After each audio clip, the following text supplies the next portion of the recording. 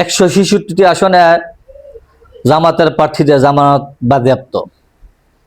ত্রয়োদশ জাতীয় সংসদ নির্বাচনে যদিও তারা বলেছিল তারা বিপুল সংখ্যাগরিষ্ঠতা নিয়ে এবার সরকার গঠন করবে এবং ডক্টর শফিকুর রহমান বাংলাদেশের প্রধানমন্ত্রী হবে, কিন্তু অবশেষে 166টি আসনে তাদের প্রার্থীদের জামানত বাজেয়াপ্ত হয়।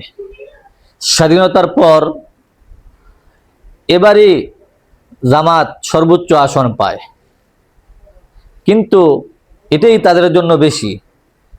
যদিও তারা বলেছিল তারা এবার সরকার গঠন করবে, অবশেষে সরকার গঠন তো করতে পারেই নাই।